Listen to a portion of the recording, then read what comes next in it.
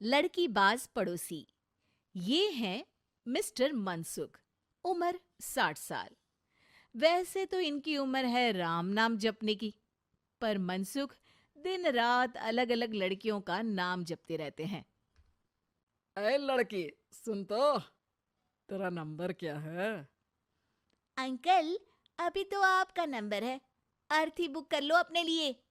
अरे अभी तो मैं जवान हूँ लड़की, सफेद बालों पे मत जा। मनसुख राम को लड़कियां छेड़ने की गलत आदत थी। पत्नी बहुत पहले गुजर गई थी, जिसके बाद मनसुख खुले बैल की तरह हो गए। जहां दिखी नारी वहां लाइन मारी। मनसुख राम के पड़ोसी सोनी जी के यहाँ नई बहू आई। नाम था कल्याणी। अरे वाह बेटा कल्याणी, तेरे आते ही घर में खुशी खुशी हो गई है बेटा। अरे माँ जी, जलेबी खाओ, बात मत करो, बोलने से खुशी को नजर ना लग जाए। जैसे मोहल्ले की हर लड़की पे मनसुख की नजर थी, वो कल्याणी को भी बुरी नजर से देखता है। एक दिन कल्याणी छत पे मिर्ची सुखाने जाती है। दूसरे छत पे खड़ा मनसुख गाना गाने लगता है। उफ उफ मिर्ची, हाय हाय मिर्ची, देखे तो तुझे लग जाए मिर्ची। कल्याणी को लगता है कि यूं ही गा रहे हैं, शौकिया तौर पर ये तो होता ही रहता है। एक दिन कल्याणी आंगन में पौधों को पानी दे रही होती है। फूल हूँ गुलाब का, चमेली का न समझना, आशिक हूँ मैं आपका, सहेली का न समझना। कल्याणी को ये बात बहुत अजीब लगती है, क्योंकि शायरी बोलते वक्त मनसुख उसी की तरफ देख रहा था।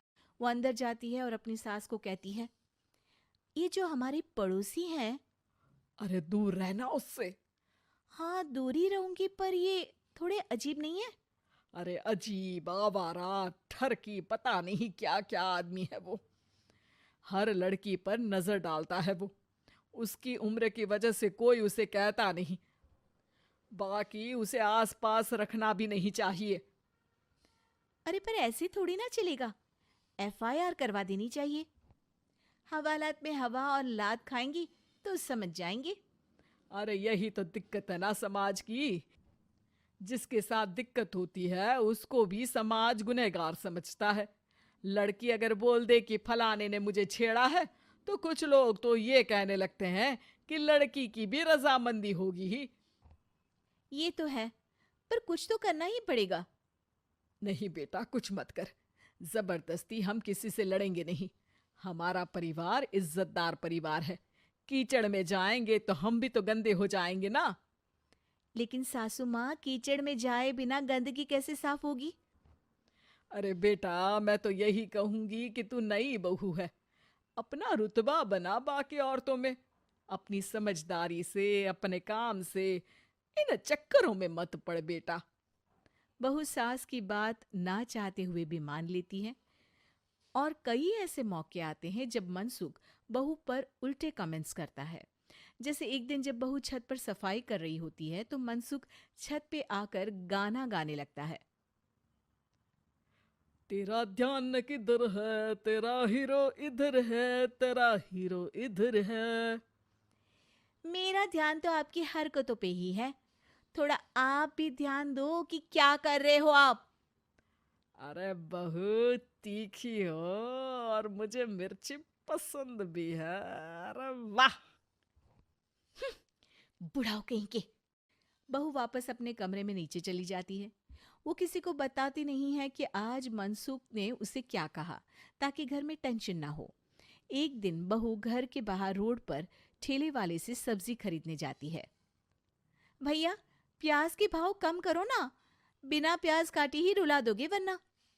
तभी बहू की नजर मनसुख पर पड़ती है, जो वहां से गुजर रही एक लड़की को देखकर कहता है, शीशी भरी गुलाब की, पत्थर पे फोड़ दूं। तेरे लिए तो जाने मन जीना भी छोड़ दूं। लड़की सहम जाती है। उसकी उम्र शायद 18-19 साल की रही होगी। बहू ने जब ये देखा कि मनसुख ने इतनी छोटी उम्र की लड़की को तंग किया है, तो वो घर में जाके अपने पति से कहती है, तुम्हारा पड़ोसी मनसुख, अरे बहुत नीच आदमी है। अरे कुछ करते क्यों नहीं उसका? अरे मैं क्या करूं? पड़ोस में गंदगी है, हटानी तो पड़ेगी ना। मेरा साथ दोगे? दूंगा, लेकिन करना क्या है? हम फंसेंगे तो नहीं ना? डरो मत, अच्छे काम करने से डरना नहीं चाहिए। उस दिन कल्याणी अच्छे से तैयार होती है और मनसुख के घर जाती है। अरे वाह, आज तो घर में चांद उतर आया है। आपकी शायरी, आपके गाने मुझे यहाँ खींच लाए। शाम को मेरे पति और सास घर पर नहीं रहेंगे। आप मेरे घर आ सकते हैं चाय पीने। अरे जरूर जरूर, मुझे पता था तुम समझदार हो, पर इतनी जल्द मुझे पसंद करने लगोगी ये नहीं सोचा था। चाय पे इंतजार रहेगा। मनसुख शाम को कल्याणी के घर चला जाता है। आप बेडरूम में बैठिए, वहां चाय पियेंगे। अरे वाह बेडरूम में चाय मनसुख हंसता हुआ बेडरूम में जाता है और वहां का नजारा देख के घबरा जाता है। वहां पर मोहल्ले की वो सारी लड़कियां खड़ी हैं जिनको आज तक मनसुख ने छेड़ा था। कल्याणी भी बेडरूम में जाके दरवाजा अंदर से बंद कर लेती है।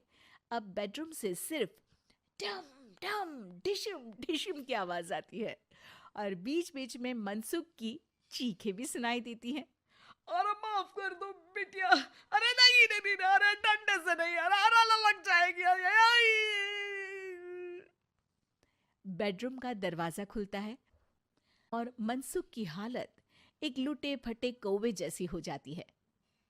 किए की सजा तो मिलनी ही थी आपको, लेकिन आपकी और आपसे ज्यादा हमारी इज्जत का भी ख्याल रखना था। इसलिए इस बार शांति से धर धर के धरना किया हमने आपकी। अगर जरूरत पड़ी तो बाहर जुलूस भी निकाल सकते हैं। आप ऐसी गलती नहीं करूंगा, मुझे माफ कर दो। बहू मनसुख को बाहर छोड़ने जाती है। मनसुख अपने घर की तरफ बढ़ता है। वैसे आपको चाय कैसी लगी? मनसुख अपने दुखते गाल पे हाथ रख के कहता है, कड़क